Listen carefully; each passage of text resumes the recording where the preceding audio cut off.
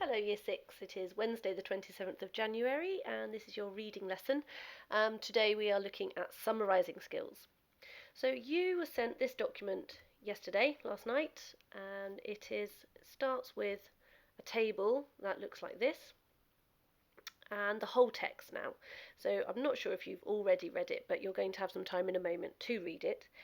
The only thing I would say, as there's quite a lot to read and there are some tricky words, if any of you would like to hear me read as you read, so you can follow along with me, on your document you'll see a link here. So if you click there, you can hear me read the story to you or with you.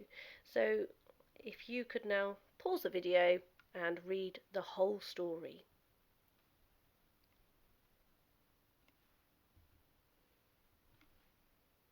Okay, now that you have had time to read the story, I'd love to know what you will think about it. I personally think it's a brilliant story, with a very spooky and quite sad ending, really.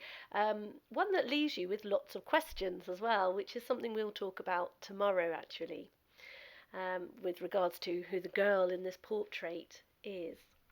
But the first thing I'd like you to do is, because we're going to be summarising, and this is on your Word document that you have here, is to, before we start, we need to annotate the story, because we're going to be looking at the overall gist, the overall content of what is in each paragraph. And this is, again, a summarising skill, and it's going to help us to do the next activity. So I'm just going to move my text across a little bit. Okay, so we don't have to write a lot for this activity. If you can't print the text out, you can just make a note as we go or follow along with me. Okay, so in the first paragraph, I think it's clear here, the main thing that happens is the boy finds the key. Good spelling there, Miss Airy. Okay, in the next paragraph, he's gone back into the house, and it's kind of introduced the idea of this unique manor. But it does, a key thing here is it says, the creaking chafed at his eardrums as he pounded the wooden floorboards, searching for hidden curiosities.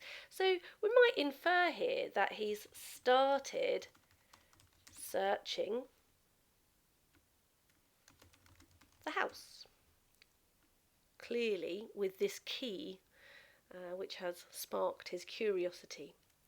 Now in this paragraph, this gives us some information about Mother, and tells us a little bit more information about the boy, tells us the kind of boy he is. And if I concentrate on this last part, her son was delirious to find himself free to roam the many formal gardens, and to play to his heart's content. So the boy is free to explore. Okay.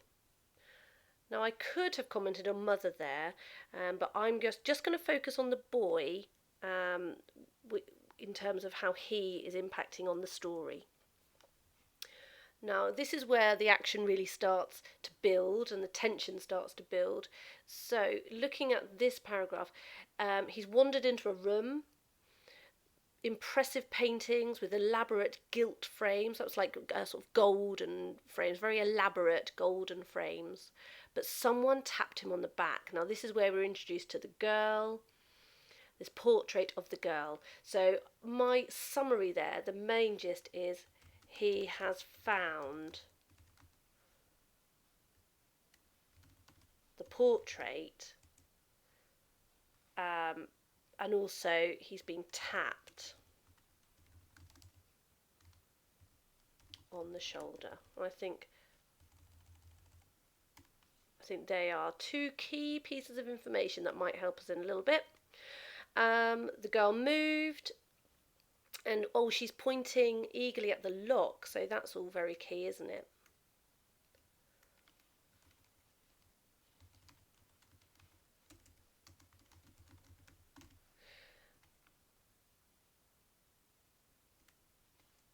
And obviously the main thing is that, why is he screaming for help? He slid the key into the lock and he's been engulfed So I'm just going to write the word engulfed. I'm going to leave that to you to see how you would write your comment there. And then we're left with mother searching for the boy. And then, of course, right at the very end, she finds him in the painting. So we might just end with boy is in the painting. Okay, now you may have done that with me, or you might wish to go off now and come up with your own overall summaries of the paragraphs. But this is a really good skill, and it is going to help us with our next activity. So either pause the video now to do your own notes or carry on. Okay, so today I'm only going to be asking you to summarise with just a few points, some key points from the story. So you've got to be really good today at picking out the most important information. And here I've put 5 points from the story, but clearly some of them I wouldn't consider main points at all. So when we have a little look, we've got the boy found a key. That should say he went upstairs. The boy used the key in the painting door. The boy was short for his age. The boy rubbed the dirt off the key. So if we think about what the most important thing, or the major points of the story here, would probably agree that going up the stairs is not a major event. Now this one here, the boy was short for his age, that isn't even an event. That is some description about the boy. So good to know, but not going to help us with a summary. The boy rubbed dirt off the key. Well, is that pertinent to the rest of the story? Not really. I think the fact that he found the key in the first place is. So if I just get rid of that one, I would definitely say that. Now, lots of you might also be looking at this one. The boy used the key in the painting door. Well, that's definitely quite a key thing, because that seems to be the trigger for the light that seemed to come out of the painting and engulf him. So yet another really key thing there. So 2 summary points there that are really useful. So yellow group, now that we have looked at the meaning of each paragraph, the content of each paragraph, you need to read now my summary points. So I've summarised the text in 6 key points here.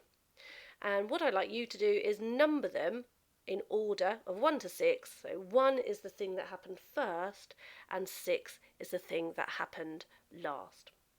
And the answers are on your sheet, so have a little look at that later on. Okay, good luck.